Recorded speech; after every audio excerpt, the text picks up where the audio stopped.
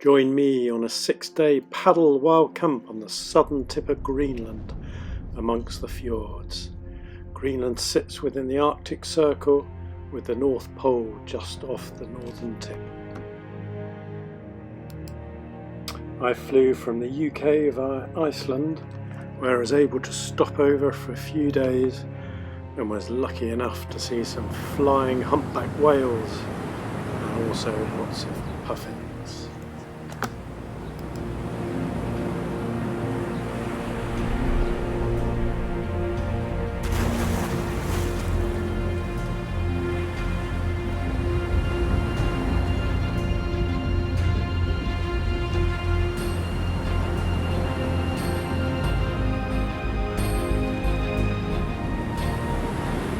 I then headed over to the southern tip of Greenland, the largest island in the world and the least populated, home to a mere 56,000, mostly Inuit, who predominantly live along the coastal areas.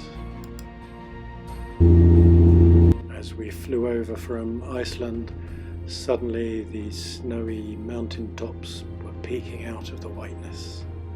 Around 80% of the entire country is covered by a vast, thick ice sheet that contains around 10% of the world's fresh water, and glaciers carve through the country, creating huge valleys. So while most of the country is white with ice and snow, the green areas are mainly along the southern coasts. There's no roads connecting its towns, and travel is by boat, plane or snowmobile, or for us by kayak.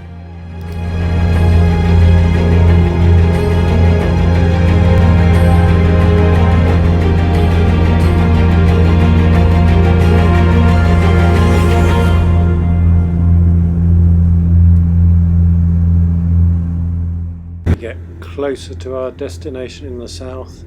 Gradually the snow is melting, giving way to a much greener landscape where the retreating glaciers have left huge valleys which are flooded with seawater, creating the fjords. Finally we landed at Tasermiut, which is little more than a landing strip, and from here we had our first close-up view of icebergs, which were to be our constant companions for the next few days. From here we loaded our gear onto ribs for the hour or so journey down to Narsak, heading southwest down Greenlandic Fjord, also known as Eric's Fjord.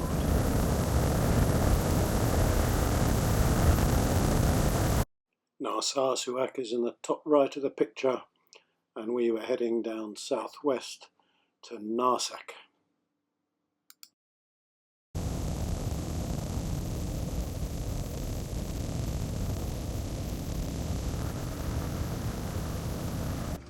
We finally arrived late in Narsak with its rather beautiful backdrop.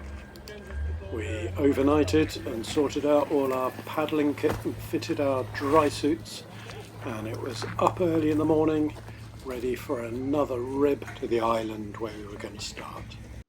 So it was back to loading loads of kit onto the ribs, and we were going to be heading out to Kingarssup Island, where we were going to pick up the sea kayaks, spend some time loading them all up, and then head out on our adventure.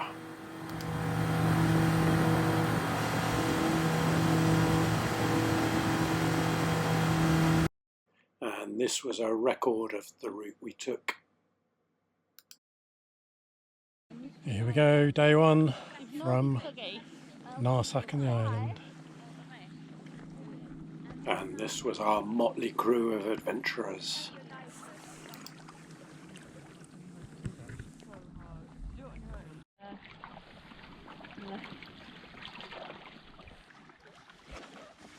What I love about paddling is that within minutes you're transported to another world. In this case, one of crystal clear, ice-cold waters, bordered by spectacular fjords strewn with ice sculptures.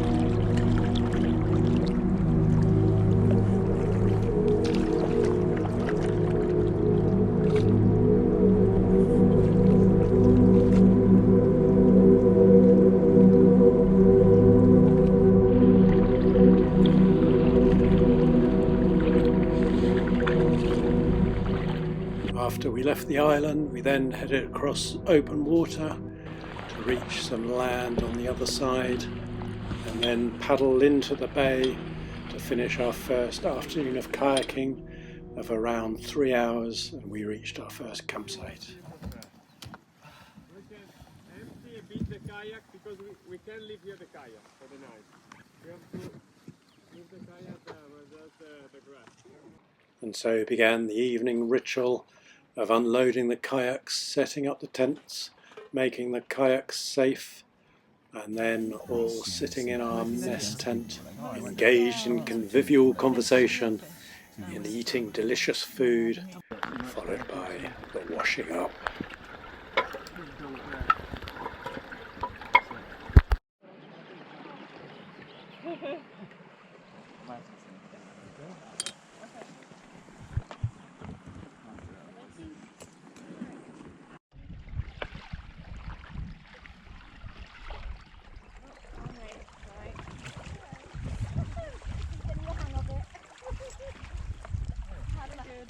I'm really bad with left and right in my head.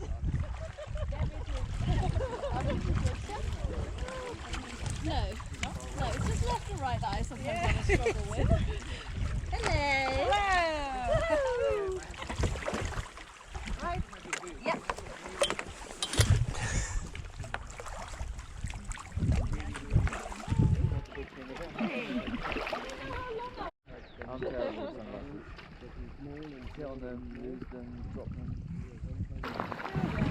What you soon realise paddling is there are actually very few places to get out.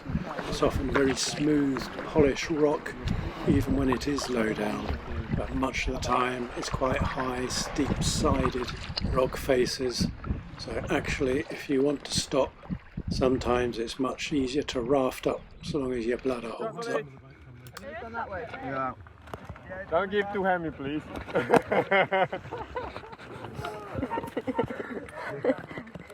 Good, I think it's going down now. Yeah, is it? Yeah.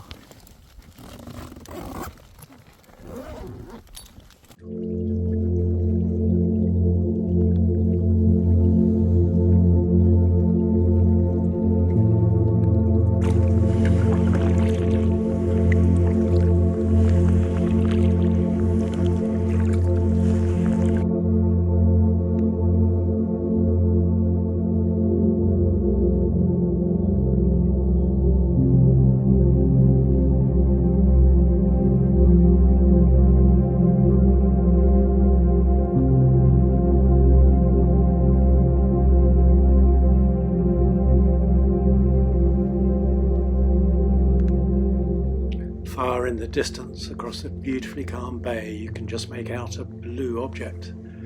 This, in fact, is a blue iceberg. These are ancient icebergs made of dense, compactive ice, where all the air bubbles have been forced out. When light enters the ice, the longer wavelengths, like red and yellow, are absorbed, while the shorter blue wavelengths are scattered back to your eyes, making the ice appear blue.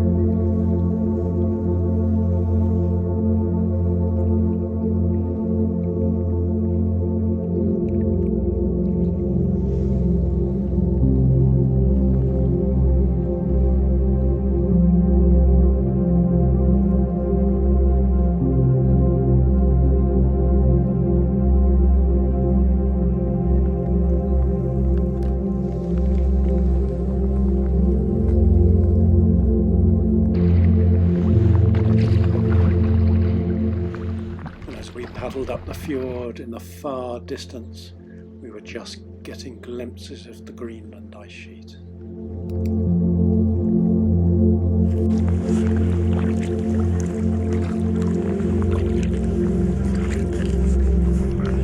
Paddling into Meteorite Bay with the Greenland ice sheet just visible, And it's about 1 o'clock and we're stopping for lunch. And this was a possible campsite we're going to push on and head around the corner over there. We are the blue line on the map, and we're just going to head into a little bay on Nululusuaq and then do a little U-turn going up to the edge of the glacial ice sheet.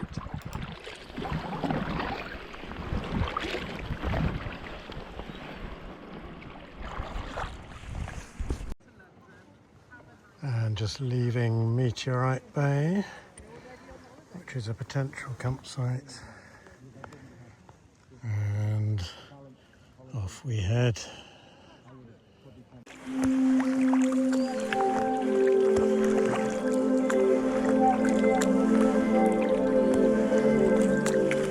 The rock surfaces are very smooth and polished where the glacier has passed by, often leaving lots of marks, striations, as it's passed over.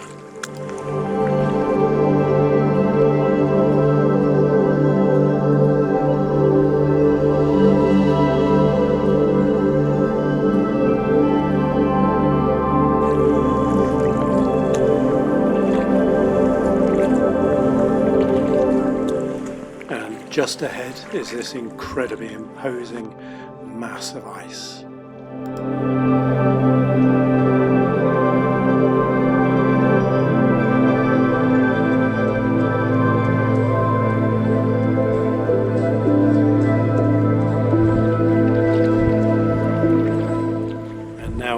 Again from the ice sheet, going round the corner to find our next campsite.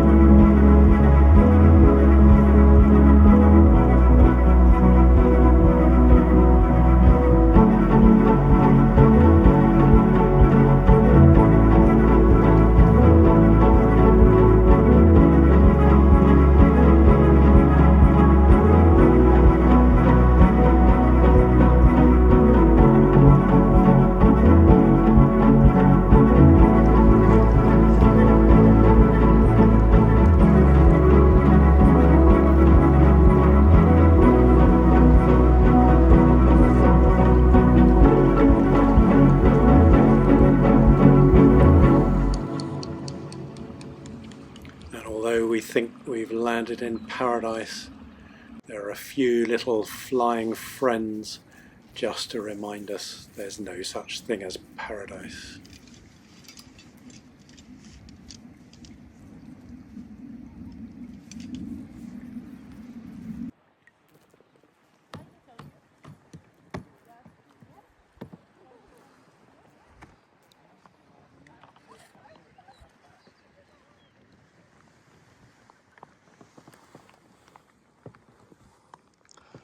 Ready for day 3 paddling. Not too much rain forecast. Should be a bit of gentle sunshine and cloud. And we're going to be camping by the ice field. And today we're leaving Camp 2 in blue, following the green line around the peninsula to camp just across the other side of the peninsula, to spend a couple of nights right next to the Greenland ice sheet and the glaciers.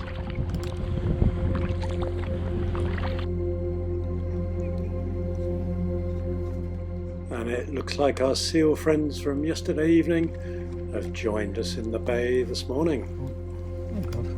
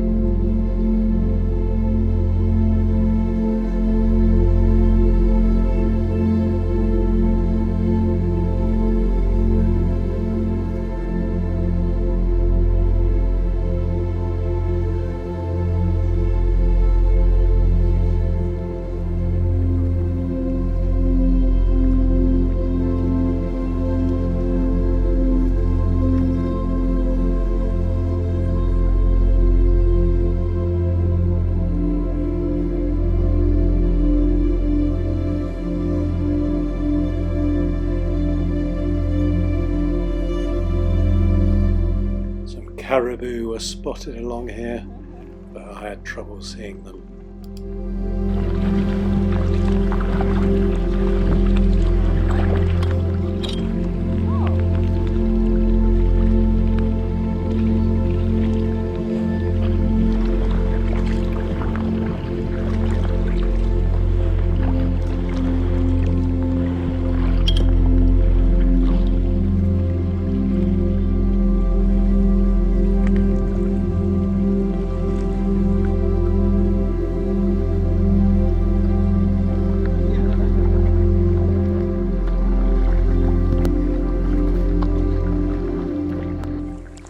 As we pass these smooth, polished rocks, Just in the far distance we can see the glacier.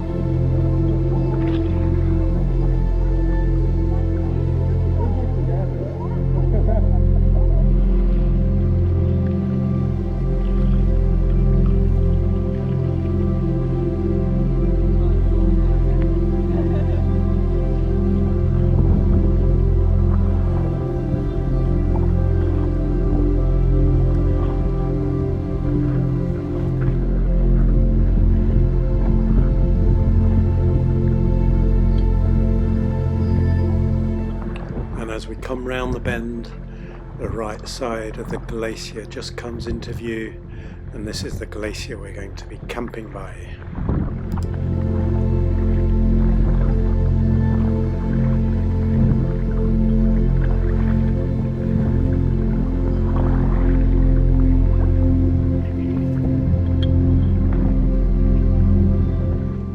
For some reason the water's much more bumpy here, almost the most waves we've seen on the whole trip. possibly from the cold wind blowing off the glacier.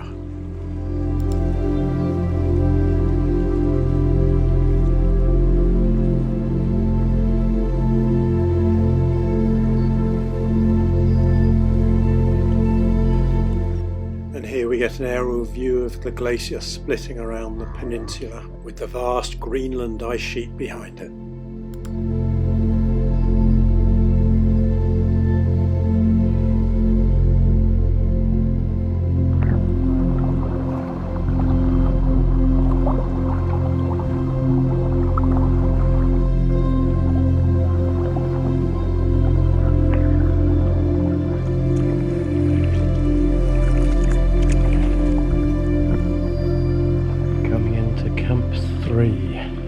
Where we stayed 2 nights.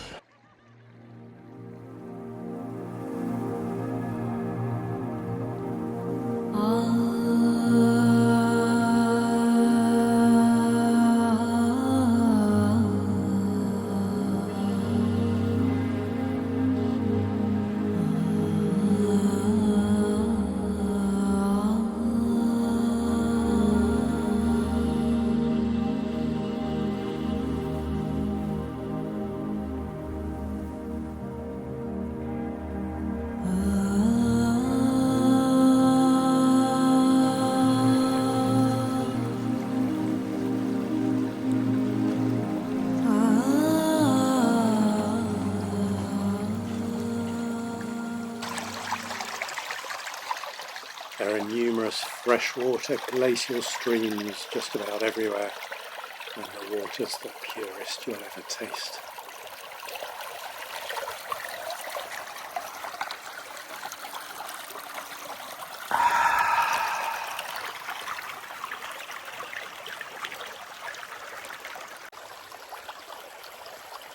Cheers. So with our supplies of fresh water, we headed off on our trek for an hour or two up towards the edge of the glacier and the Greenland ice sheet.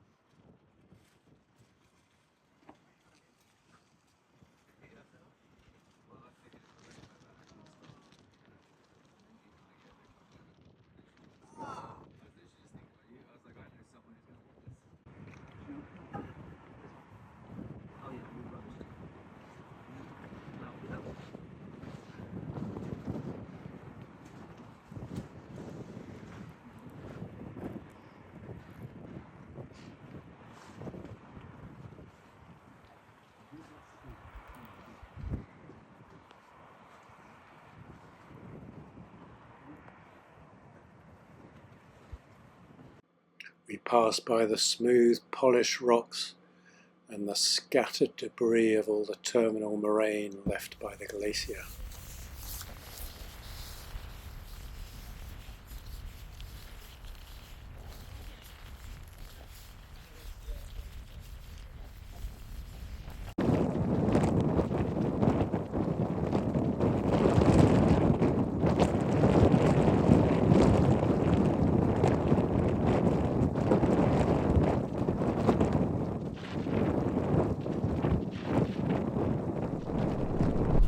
We finally found a point where we could get onto the glacier and donned our crampons and off we went.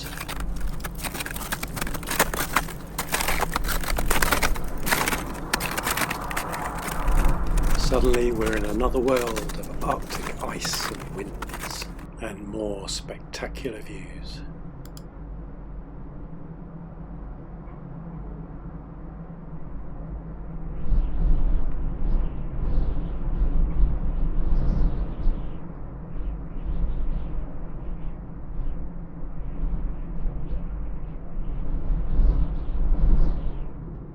The ice surface was very hard and sharp, and and falling over would not have been a great idea, so he kept gloves on and helmets on for protection. You can take a look here.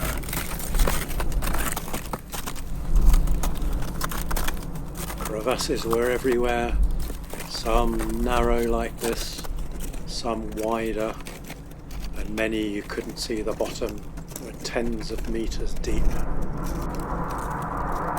Falling into one of these would not be a great idea.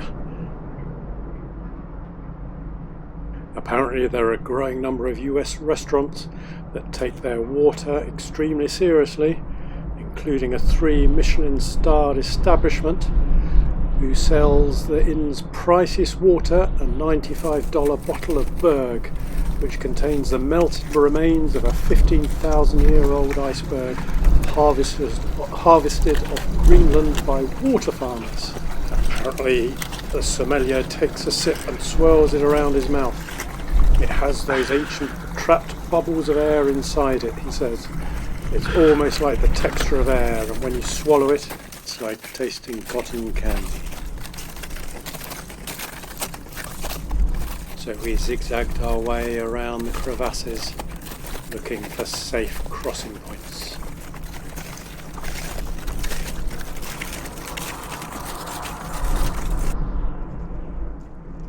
In the far distance, we could see what looked like a range of snow-capped mountains.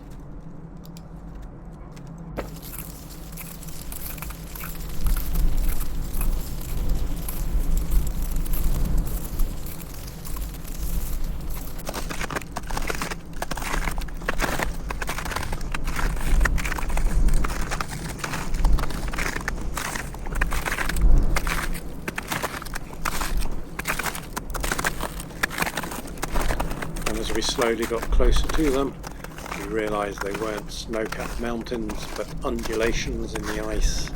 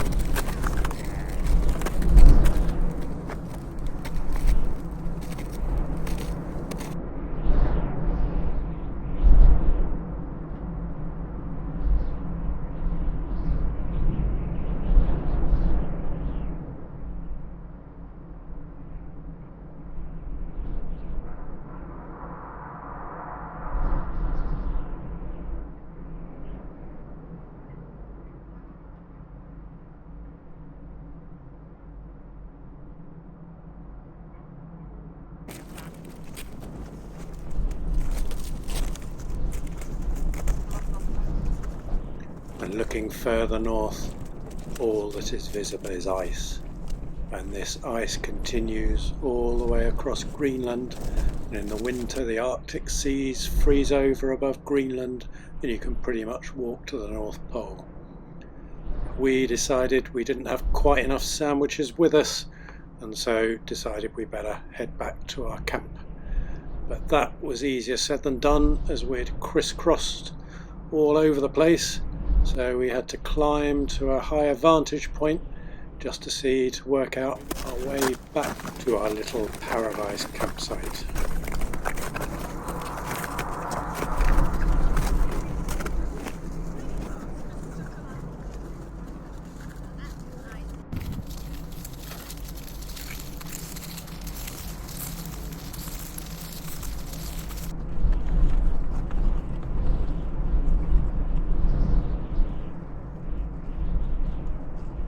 And soon we'd worked out our route back, and we came off the ice and back onto a greener land.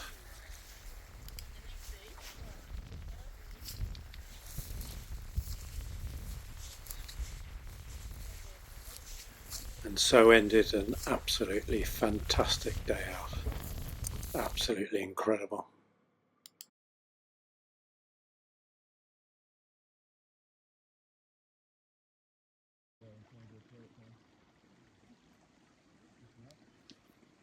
And after an absolutely lovely night in our beautiful camping spot, the next day commenced, and we were to follow the yellow line on the far left past our peninsula and onto Manitsok Island. And once more we were blessed with beautiful blue skies and sunshine.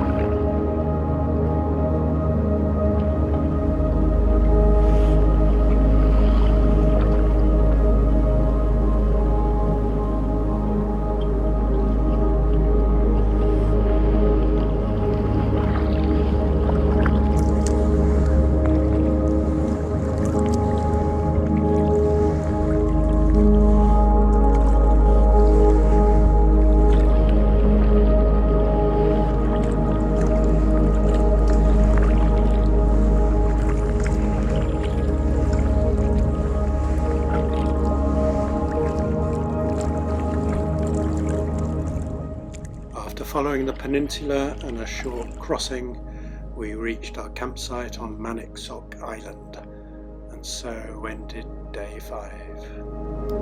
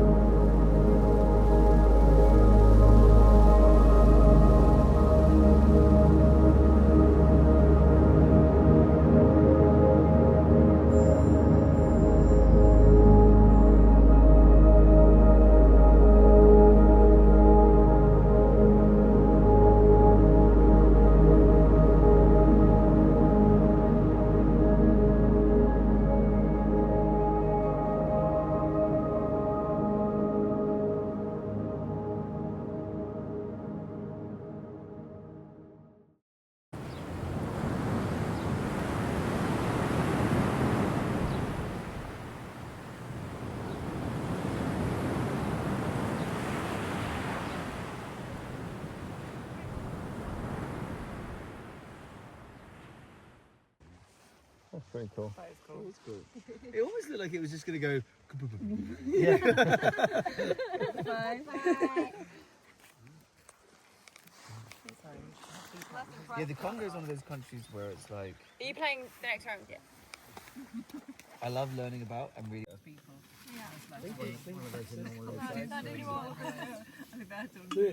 Well, Yeah. we'll just after another night at Jollity, the plan was to follow along the edge of Maniitsoq Island to do a crossing and over to Kingarsip Island. Final day paddling and the weather's closed in.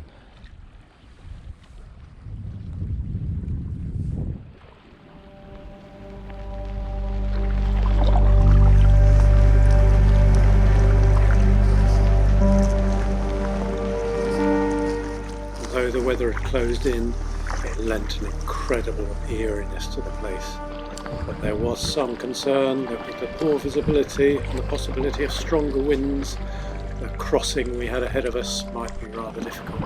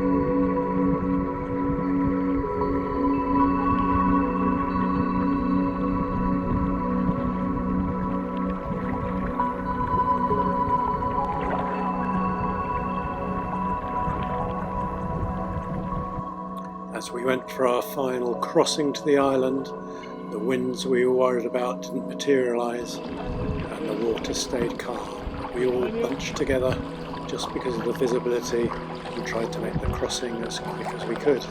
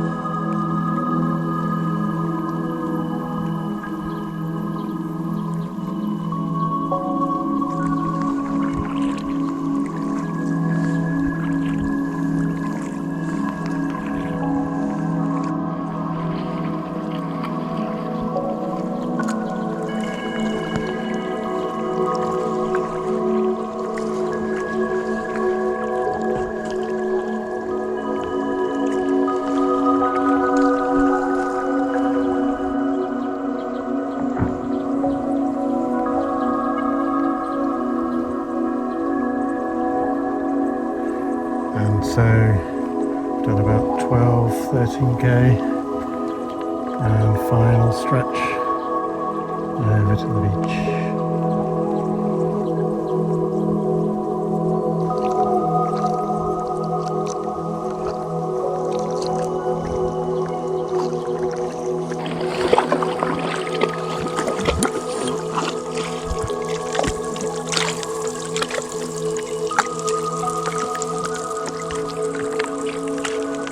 And trip end.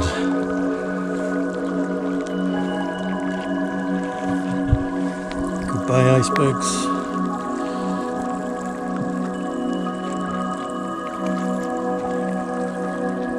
What an amazing trip. So this morning we'd done a non-stop 14 kilometres, so some people were rushing to the loo, and so ended a wonderful, wonderful trip. And we unloaded all the gear, hauled the kayaks up to shore, and our boats arrived to take us back to Narsak.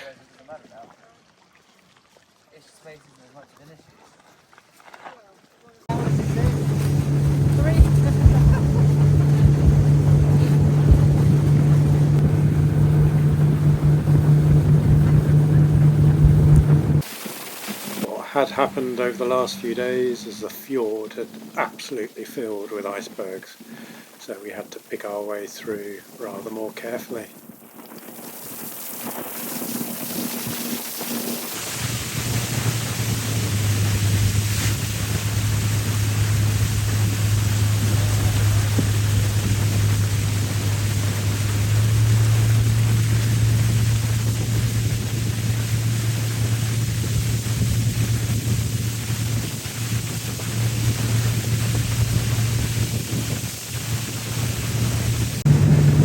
Finally, the rather beautiful backdrop of Narsak came into view, and our first contact with civilization for 6 days.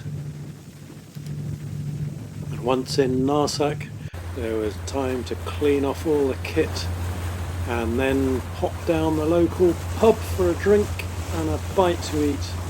And then the following day, it was speedboats back to Narsarsuaq and trip end, and what a fantastic trip it was too. Well organised with a lovely bunch of people.